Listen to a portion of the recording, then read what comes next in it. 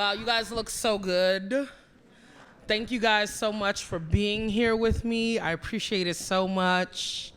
Some of you are my former coworkers. Some of you I've never met in my entire life. No. And my family is here at this table. So it's really nice to be here. Okay. I try really hard, you know? I'm taking this back, though. I got the tags on it. No, I'm just kidding. It's got a little swishy, you know? All right. So I'm going to read poems. If you want, you can feel free to follow along. That's really cute. I've always wanted to say that. This is the first time I can actually say that. So, yeah, they mentioned in my bio I use, like, Afrofuturism. And in my brain, that's what this is Afrofuturistic, Afro-dystopia. And so I'm just going to start from the beginning and then work my way through. The poem opens with a kind of futuristic take on a situation that occurred in my life. It's a little dreamy, so if you want to close your eyes, feel free to do that and like listen. It's long, that's why. But if you want to follow along, please feel free to do so. So it's called Had My Parents Not Been Separated After My Father's Traffic Stop, Arrest, and Deportation from the United States of America.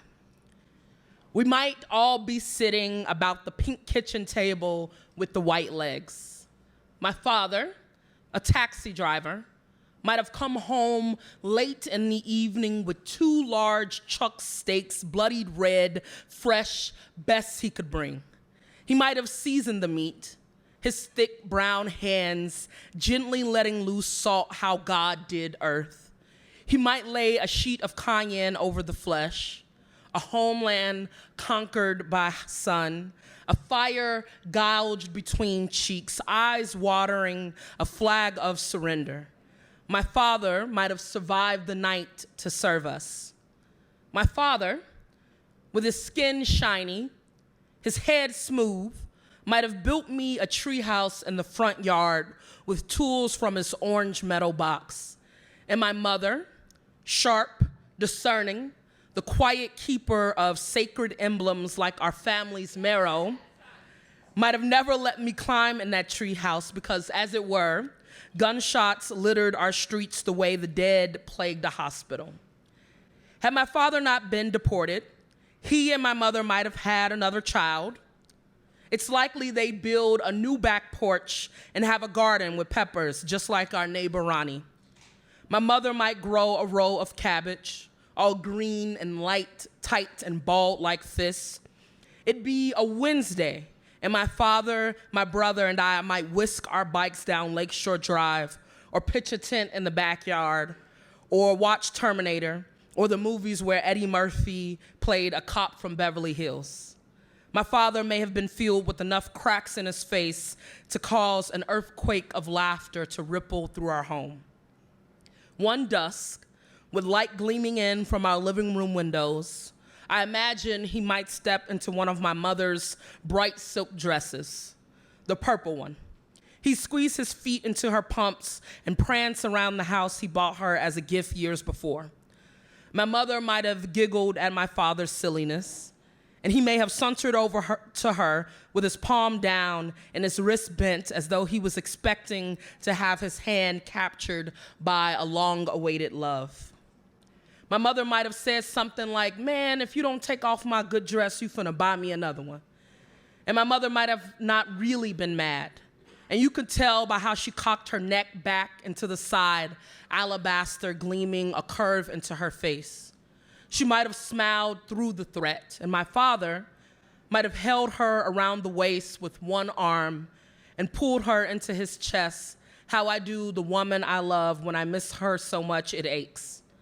And my parents may have kissed, maybe on the lips, and my father, fool, may have reached his hand to my mother's string of beads, removed it, and placed the necklace over his own head to lay along his chest. Her earrings may have danced from his lobe, and my father, a man who gave like a tree, might have lined his fingers over my mother's tuned heart and swayed his hips to its cadence. That's it.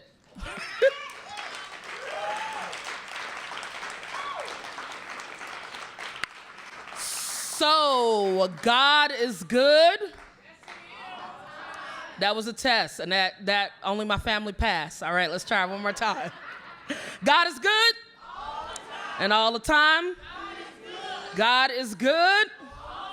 And all the time. God all good. God all the good.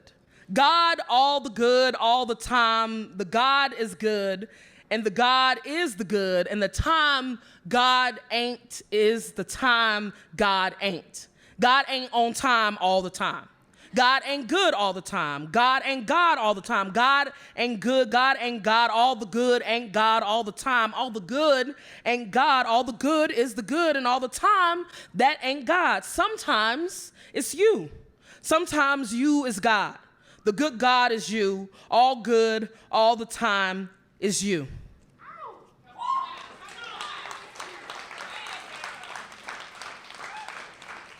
So I tried to memorize some of these poems, but you know, it's been a busy month and a half. It's been a busy lifestyle, just period.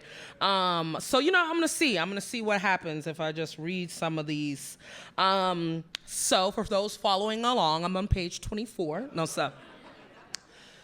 Yeah, I don't know. It was nice to hear people reading before I got up here, mostly because I can see myself, you know. It's like one thing to get up here and like pour out your heart, but it's so nice. It's easier to do it when other people have already done it in similar capacities. Yeah, so shout out to, you know, transitional phases. I'm also in a happy relationship, but I wasn't, you know what I mean? So this is about that. Finding a Black queer woman love with whom you are compatible with is like finding a watermelon seed lodged in the pupil of a whole fried chicken. I will be alone forever then. And how long is infinity? Does it measure itself in memories or moments? How many summer camps, swing set weddings does it hold? How many dinners alongside the Atlantic does it yield? Does it fossilize the broken bones, frameless doors, fractured promises collapsing like longs and longing? Does it stretch past smashed phones and the lamp we fought one another for? How many sheer curtains have been torn from their panes before forever's end is reached, and do we ever arrive? I suppose not. And isn't that the jag? To go unresolved, unfinished, to push and give and turn over all your hands have learned to hold, and then to still keep going.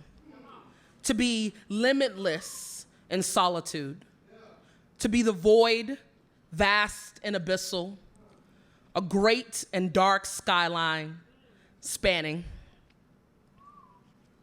That's it. My poems are short, okay?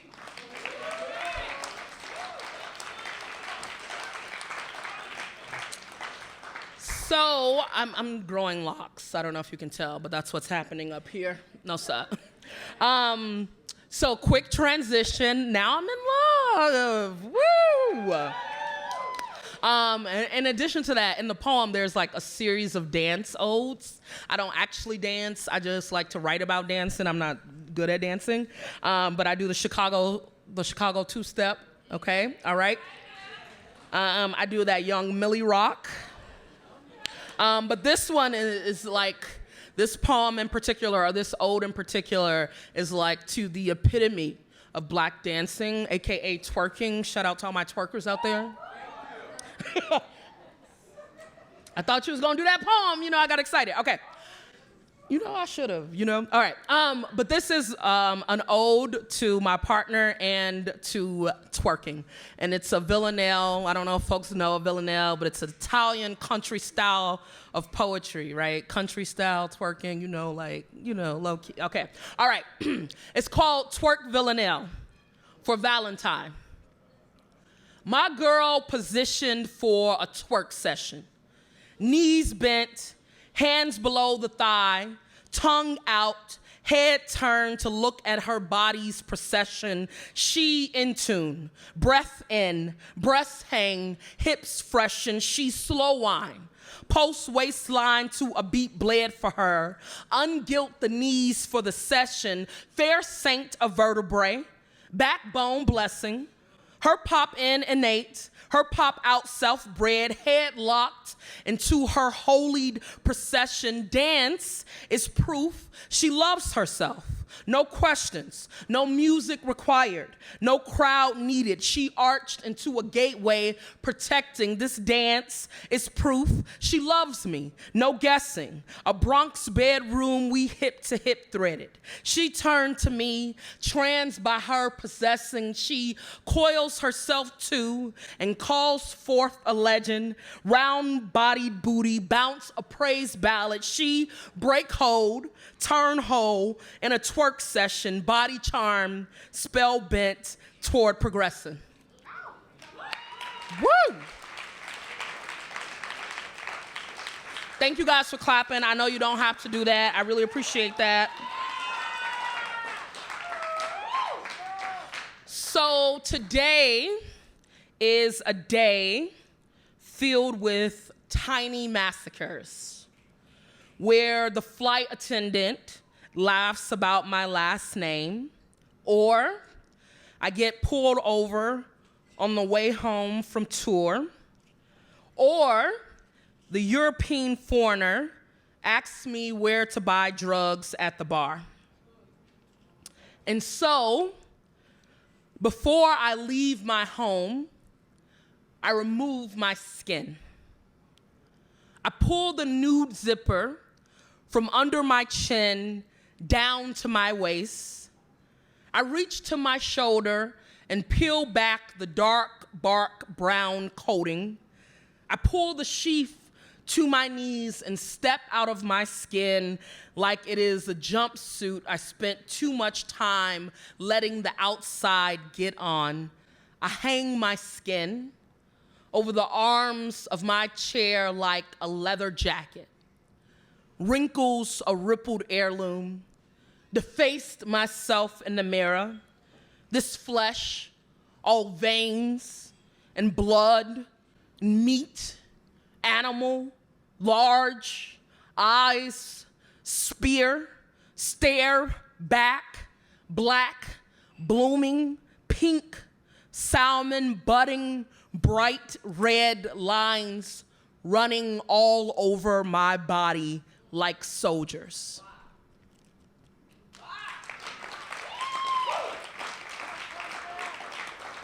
Thank you guys again for clapping. I know you don't have to do that. So this is really weird holding this and like thumbing through it. All right, so I spent the majority of the last 2 days, no, actually this morning, see, time goes so fast. I had to wake up super early and turn in a paper for class.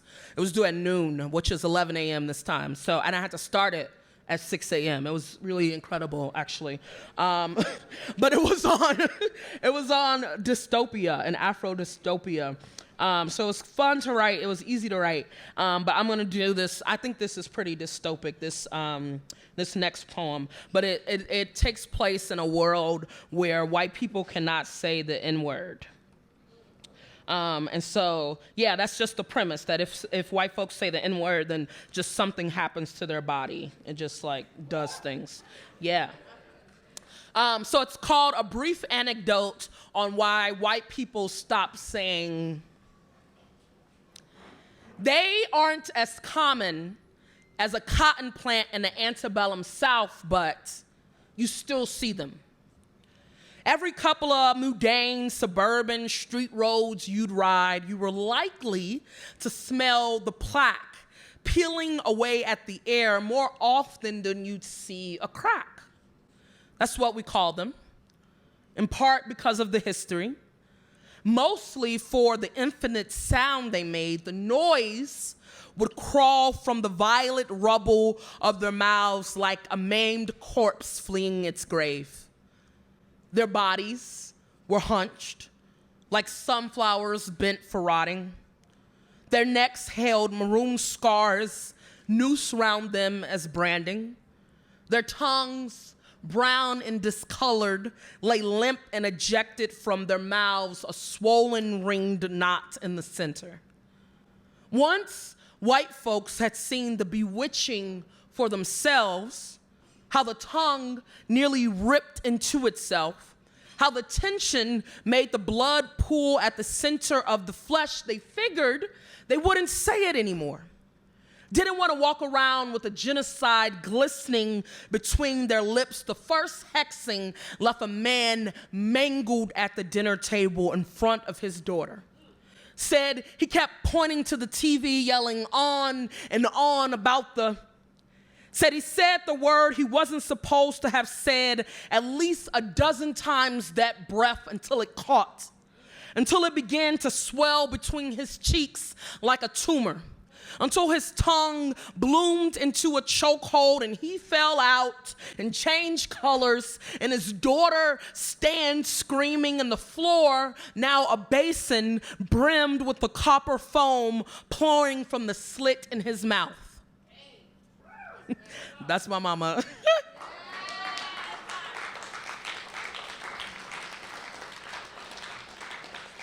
How are you guys doing?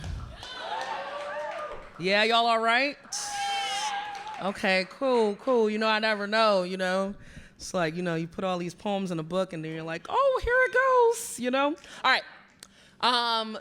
There's another, it's not really a series because it's only 2 poems, but similar to, you know, God is good all the time. I did an after James Brown poem. Say it. Say it. Say it loud. Say black. Say it. Say it loud. I'm black and I'm proud. Say it. Say it. Sing it. Sing it. Say it proud. Say it loud. Say it black. Black, look at here. It say black. Say it. Black. Say I black, it black. I black, it black. I black, all right, now say it. Say it. Sing it. Say it. Say it proud. Say it loud. Say it black. Black it. Black it proud.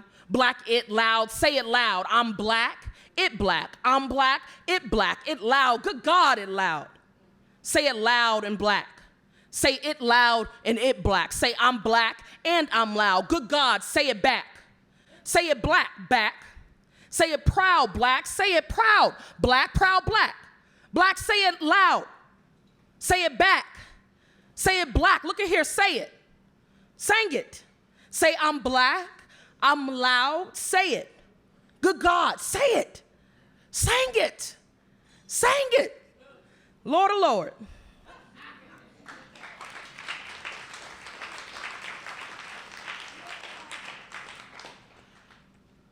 So, yeah, another dance ode. People know the electric slide? Okay, I take that as a yes. Or the bus stop. Do people call it the bus stop ever? No. Did people ever? People used to call it the bus stop. Well, you just can't throw words away like that. Yeah, I was at a little bar maybe last weekend, and I was in Montreal, and they was playing a song I never heard of, and I was like, this seems like the bus stop will go to this song, and I just got up, and I started doing the bus stop, and then my partner was like, what is a bus stop? What are you talking about? So apparently they don't call it that anymore. All right, so this is called The Electric Slide Is Not a Dance, Man. I want to privy you to a little secret. Come close now. Good. So, what you need to know is the electric slide is not a dance. It's a transmission code. What I'm trying to tell you is every time I need to leave here, every time I need to get to a place that feels like my mama's cooking, or my brother's cackle booming from soot, I sound the gathering. I bring out the trumpets and the horns whenever I need to shake this crisp dust settle in my bones. I turn my stereo up. Just the other day, so-and-so tells me he wants me to teach him the moves. Nigga, I can't teach style. Can't learn blood to pound to a drum post so slick it glide, so free it ain't. Can't teach him or nobody who ain't from where we from what's innate. I mean, man, shit, there is a place I need to get to. A grin I need to spread, a quaking of my foundation ungrounded from laughter, the codes an impenetrable thing, how the slide is suave, how the count off for the takeoff is the dip low, the count out, the downswing recollects our plot of land on this earth, picking a leg high, a knee raised, a turn to the left is the way we know to leave our massacre behind, man. The dance floor is a square padlock you can't crack. Each space we take there is meant for us to occupy. Each brethren is attached to our sides, our fronts, our back. This pattern is a shield against depression or oppression or hunger. Hanging out of someone's blue eyes, our bodies arrange a constellation in memory of the boy who was slain with no indictment, for the guillotine girl who went forgotten, for the housing stacked like the gut of the ship, the dogs in the waters. The blast off happens in sync and our spirits rupture ceilings. Ritual, sacred, secret, originators of a beat cascading. The electric slide is how we leave here. It's how we ascend. This kinship is how we get to a place named joy and go home. That's blood. History, man. Ain't no teaching that. Woo! Woo! I'm so hot up here. So I'm gonna do 2 more poems and then I'm gonna sit down. No. No, I'm gonna be doing a book signing if you're interested and just, having my name on your, my niece is throwing out requests, she's throwing it at me, no. But if you're interested in having me sign it, I guess I'll be sitting over there. I also have some merch, some broadsides, some little pins, buttons that you can take home here at the Button Poetry book release. No, they're very classy though, so please check it out. I'm gonna do a poem about my sister because I love my sister, and she brought her whole family, so I'm gonna embarrass her. No, I'm just kidding. No, but she's heard this one before, but I just want to do it because her kids haven't heard it, And they're here. They need to know. No, just kidding. So, one time, let me tell you, I don't know if I told you guys this, but me and your mom stole Granny's car. Did you know that? Yes. One time, my mother and my brother, they went to Nigeria, and then my sister, she's so gracious, her and I were left at the house for about a month, give or take. And my mom, she gave an emergency key and her car keys to our neighbor down the street. But my sister, a mastermind, she was like, you know what? Just tell her we got locked out the house. We're gonna borrow the key, but we're gonna slip off the car key, and then we're gonna drive around, drive you to work. I'm like, yeah. And then I went down there. Of course, I went down there. I was 13. I did not have a license, so it was not me. No, sir. But yeah, then we took my mom's car and we drove it around a little bit, and then we got in a car accident. As the story goes, we got in a car accident. I know, right? But then we got it fixed immediately. Well, she got it fixed immediately. So this is just this fun summer joyriding with my cool sister. That's what this poem is about. Is that summer that we had the car, and just this particular time at a gas station. Sorry, I don't know where any of these poems are. It's like you write the book and it's like I don't know anything. All right. But this is called Interlude at a Neighborhood Gas Station, 2001. The music peeled back the air as the ivory Chrysler swerved and jolted into a spot behind my mother's parked Toyota. He gets out the car, slams the door, say, "Shawty, you thick as hell. I know you out here belonging to somebody looking like how you look." My sister, skin dark and glittering like oil sheen on black pressed hair, arches into a smile. He strides over as if the center of him is being pulled toward the gravel by a slow song or a sweet spirit. His shorts are low to his ankles. His sweater is large with Coogee spread across it like love on clean sheets. I bend my head under and out the window, fastened on my older sister. Her knuckles shining on her hips, nails neon and glowing to say, "Why? You trying to bag?" She eyeing his car like it's a slice of cake frosted in a pink swirl dress. My sister drags her tongue along her lily lips, grabs the stranger's palm and scriptures her digits. He go into a backward twirl and strolls towards his car. She takes the pump out and closes the cap. Me curious and peering, seeing a God summon a man. He drives, stops, reverses as though he forgot his house keys or his wallet or something that belonged to him. He says, "Hey, pretty girl, what they call you?" My sister, a hurricane to a puddle, the North Star niggas follow, say, "Patrice."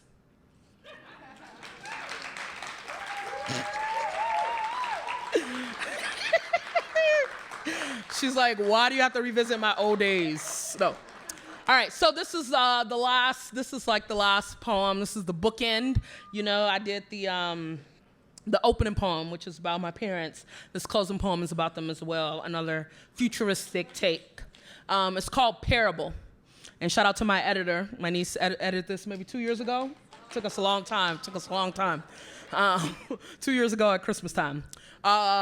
It's called Parable. Some mornings I wake and I am most like my mother. A wide mouth daring light to flicker before I shine. Other mornings I am like my father. A shadow cast black as American soil and as frequently uprooted. I don't often tell this story of the white mahogany tree who fell madly in love with the sun. The day they met in a closed field and couldn't stop giving to one another. The tree carved the sun a home, and the sun fetched light and warmth. I do not tell this story often, of the offspring they fashioned from love, of the boy child, both waving branch and wild breeze, of the girl child, both splendor and flame, of the narrator who feverishly weaves this fable. No, it is not often that I tell this story of the traffic stop and arrest, of the pat down and immigration lawyer, of the vows and home splintered. Beloved reader, at the end of this story, the tree never even gets to say goodbye. Darling listener, at the end of this tale, the sun refuses to bask in its glow. Once upon a time, there was earth and sky, and white men declared them as countries. And white men said some trees should not receive shine from some suns, and so my father was deported. I do not tell this story often of the place leaves voyage to when God plans their fall, while the stars set themselves on fire just so we may follow, of where the river is running to, nor of why the willows weep. I do not recount this memory, O wretched witness, of the laws that rule this hand with a steel hold, of the land that unearthed my family, of the home palpable in memory alone. Some mornings I wake and I am a burning mahogany. And what I mean is there are days I am engulfed. Other mornings I wake and I am most like the horizon, a meeting of cosmos and clay, a stretching across of bodies. Beholder of this tale, do you see now how anguish keeps me from speaking this story? Do you understand now where the sun whisks to at night? Why she whispers a song only the green know? while the orchards all grow limbs reaching toward the sky. Thank you guys so much. Thank you guys so much for being here. I hope you enjoy.